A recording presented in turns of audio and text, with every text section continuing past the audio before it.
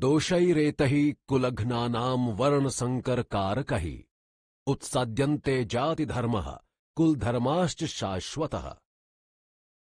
पदच्छेद। दोषहि अर्थात दोषों से, एतहि अर्थात इनसे, कुलघ्नानाम अर्थात कुलघातियों के, वर्णसंकर कारकहि अर्थात वर्णसंकर उत्पन्न करने वालों से, उत्साद्यन्ते अर्थात नष्ट हो जाते हैं, जाति धर्म अर्थात जाति धर्म, कुल धर्म अर्थात कुल धर्म, च अर्थात और, शाश्वतः अर्थात सनातन। अनुवाद। वर्ण संकर उत्पन्न करने वाले इन दोषों से कुलघातियों के सनातन जाति धर्म और कुल धर्म नष्ट हो जाते हैं। टिप्पणी। पिछले श्लोक में अर्जुन ने कहा था कि वर्ण संकर कुलघातियों को तथा सारे कुल को नरक में ही ले जाता है, साथ में उनके पितरों मृतक पूर्वजों का भी वह पतन कर देता है। यहां वह कहता है कि जिन दोषों के कारण वर्ण संकर उत्पन्न होता है वे उनके प्राचीन जाति धर्मों और कुल धर्मों को भी नष्ट कर देते हैं। जैसा पिछले श्लोकों में बताया जा चुका है, ये दोष 4 हैं। पहला, कुल का नाश। दूसरा, कुल के नाश से कुल धर्म का नाश। तीसरा, कुल धर्म के नाश से पापों की वृद्धि। तथा चौथा, पापों की वृद्धि से कुल स्त्रियों का व्यभिचार आदि दोषों से दूषित होना। इन्हीं 4 दोषों से वर्ण संकर की उत्पत्ति होती है। वेद शास्त्रों में प्रतिपादित वर्णों तथा आश्रमों के धर्म को जाति धर्म कहते हैं तथा वंश परंपरागत सदाचार की मर्यादाओं का नाम कुल धर्म है। कुल की श्रेष्ठ मर्यादाओं के जानने और चलाने वाले बड़े बूढ़ों का अभाव होने से जब कुल धर्म नष्ट हो जाते हैं और वर्ण संकर कारक दोष बढ़ जाते हैं, तब जाति धर्म भी नष्ट हो जाते हैं, क्योंकि भिन्न वर्ण के व्यक्ति के संयोग से उत्पन्न संकर संतान में वर्णाश्रम धर्म रह ही नहीं सकते। इस प्रकार वर्ण संकर कारक दोषों से जाति धर्मों तथा कुल धर्मों का भी नाश हो जाता है। उत्सन्न कुल धर्माणाम मनुष्याणाम जनार्दन नरके नियतम वासो भवतीत्यनुशुश्रुम। पदच्छेद। उत्सन्न कुल धर्माणाम अर्थात नष्ट हुए कुल धर्म वालों का, मनुष्याणाम आदमियों का, जनार्दन अर्थात हे मनुष्यों द्वारा पूजित व सम्मानित कृष्ण, नरके अर्थात नरक में, अनियतम अर्थात अनिश्चित अनंत काल तक, वासः रहना, भवति होता है, इति अर्थात ऐसा, अनुशुश्रूम सुना है। अनुवाद। हे कृष्ण, उन मनुष्यों का जिनके कुल धर्म तथा जाति धर्म नष्ट हो गए हैं, अनिश्चित अनंत काल तक नरक में वास होता है, ऐसा हम परंपरा से सुनते आए हैं। अहो बत महत पापम कर्तुम व्यवसिता वयम यद्राज्य सुख लोभेन हंतुम स्वजन मुद्यता। पदच्छेद। अहो अर्थात ओहो, बत अर्थात शोक है, महत पापम महान पाप को, कर्तुम यानी करने को, व्यवसितः तैयार हुए हैं, वयम अर्थात हम, यत अर्थात कि जो, राज्य सुख लोभेन अर्थात राज्य और सुख के लोभ से, हंतुम मारने को, स्वजनम अपने कुल वालों को, उद्यतः उतारू हैं। अनुवाद। ओहो, बड़े शोक की बात है कि धर्मात्मा एवं बुद्धिमान माने जाने वाले हम लोग भी एक महान पाप करने के लिए तैयार हो गए हैं कि जो राज्य तथा सुख के लोभ में अपने ही कुटुंबियों को मारने पर उतारू हैं। यदि माम प्रतीकारम शस्त्रम शस्त्रपाणायः धार्तराष्ट्रारणे हन्युस्तन्मे क्षेमतरम भवेत्। पदच्छेद। यदि यानी अगर, माम मुझको, अप्रतीकारम सामना ना करने वाले को, अशस्त्रम अर्थात शस्त्र रहित को, शस्त्र पाणायः हाथ में शस्त्र लिए हुए, धार्तराष्ट्र अर्थात धृतराष्ट्र के पुत्र, रणे युद्ध में हन्युः मार डालें, तत् अर्थात वह, में मेरे लिए, क्षेमतरम अर्थात अधिक कल्याणकारी, भवेत यानी होए। अनुवाद: अगर सामना ना करने वाले एवं शस्त्र रहित निहत्थे मुझको हाथ में हथियार लिए हुए शस्त्रधारी धृतराष्ट्र के पुत्र युद्ध में मार डालें, तो वह मेरे लिए अधिक कल्याणकारी होगा, अर्थात इस प्रकार के मरने को मैं अधिक श्रेयस्कर समझूंगा।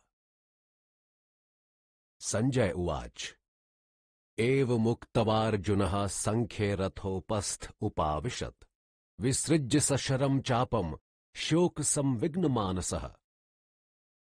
पदच्छेद। संजयः अर्थात संजय, उवाच यानी बोला, एवं इस प्रकार, उक्तवा कहकर, अर्जुनः अर्जुन, संख्ये अर्थात रणभूमि में, रथोपस्थे अर्थात रथ के पिछले भाग में, उपाविशत बैठ गया, विसृज्य अर्थात छोड़कर, सशरम बाण सहित, चापम धनुष को, शोक संविघ्न मानसः अर्थात शोक से दुखी मन वाला। अनुवाद: संजय बोला, हे राजन धृतराष्ट्र, रणभूमि में शोक से दुखी मन वाला अर्जुन इस प्रकार कहकर और बाण सहित गांडीव धनुष को छोड़कर रथ के पिछले भाग में बैठ गया। टिप्पणी: प्रस्तुत श्लोक में एक ऐसे अर्जुन का चित्रण किया गया है जो चिंतामग्न है, शोकातुर है, संभ्रमित मति है। तनिक कल्पना कीजिए योद्धा शिरोमणि उस अर्जुन की, जिसका नाम मात्र ही शत्रु का दिल दहलाने के लिए पर्याप्त था, जिसके गांडीव की टंकार सुनते ही उसे अपने सामने मौत नृत्य करती हुई दिखाई देती थी, जिसने अपने जीवन में छोटे बड़े सैकड़ों युद्ध कर गाजर मूली की तरह नरमुंडों का छेदन किया था, और रिपु रक्तपात ही जिसका होलिकोत्सव था। आज वही अर्जुन अपने क्षात्रत्व के निर्णायक परीक्षण के समय मैदान छोड़कर भाग रहा है। ऐसा क्यों? क्योंकि आज पहली बार उसे अपनों से युद्ध करना पड़ रहा है। उसने अपने चारों ओर, दोनों पक्षों में अपने ही कुटुंबियों, बंधु बांधवों, नाती संबंधियों, सखा साथियों, आचार्य पितामहों, पुत्र पौत्रों, एक दूसरे के लहू के प्यासों को खड़ा देखा। ममत्व व मोह का एक अभूतपूर्व भावोद्रेक उसमें प्रस्फुटित हो पड़ा। अपने आदमियों, स्वजनों की हत्या से जनित दुष्परिणामों की एक विचार श्रृंखला उसके मस्तिष्क में खनखना उठी।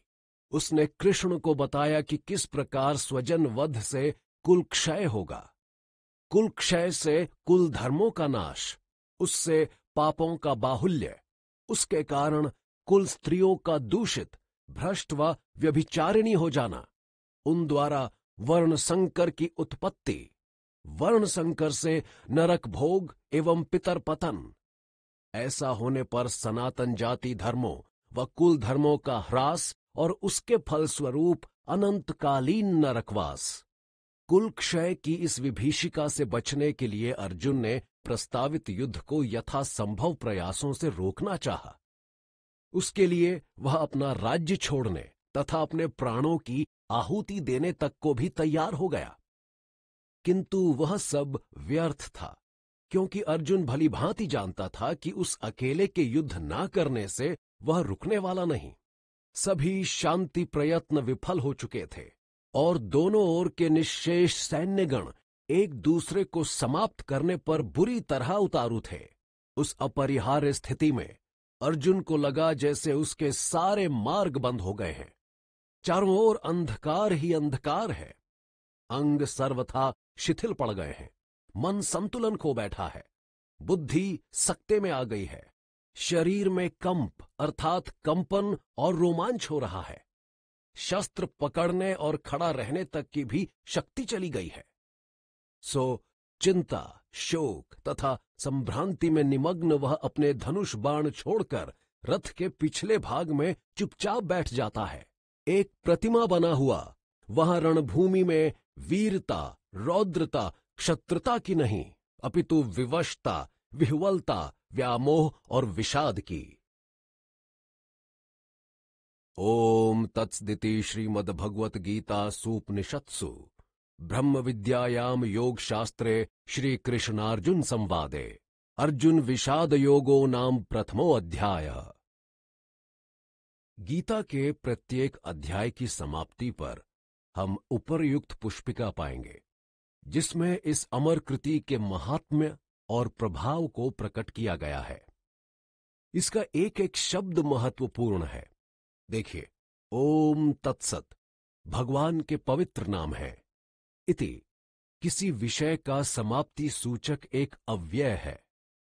स्वयं श्री भगवान द्वारा गाई जाने उपदिष्ट होने के कारण इसका नाम श्रीमद् भगवद गीता है। इसमें उपनिषदों का सार तत्व संग्रहित है और यह स्वयं भी उपनिषद है। इसी कारण इसे उपनिषद कहा गया है।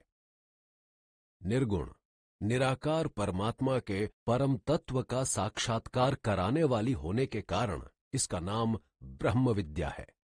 जिस कर्म योग का योग के नाम से वर्णन हुआ है, उस निष्काम भावपूर्ण कर्मयोग का तत्व बताने वाली होने से इसका नाम योग शास्त्र है। यह साक्षात परम पुरुष भगवान श्री कृष्ण और भक्तवर अर्जुन के बीच हुआ संवाद है। अतः यह श्री कृष्णार्जुन संवाद है। इसके प्रत्येक अध्याय में परमात्मा को प्राप्त कराने वाले योग का वर्णन है, इसलिए उसके नाम में योगः शब्द प्रयुक्त है। प्रस्तुत अध्याय में कुल क्षय के भय से अर्जुन के मन में उत्पन्न विषाद की मुख्य रूप से चर्चा है, इसलिए इसका नाम अर्जुन विषाद योग हो गया। इस प्रकार यहां प्रथम अध्याय की विधिवत समाप्ति हो जाती है। अभी बताई गई पुष्पिका का अर्थ हुआ, ओम नित्य स्वरूप उस परमात्मा को नमस्कार। श्रीमद् भगवत गीता रूपी उपनिषद एवं ब्रह्म विद्या तथा योग शास्त्र विषयक श्री कृष्ण और अर्जुन के संवाद में अर्जुन विषाद योग नामक पहला अध्याय यहां समाप्त होता है।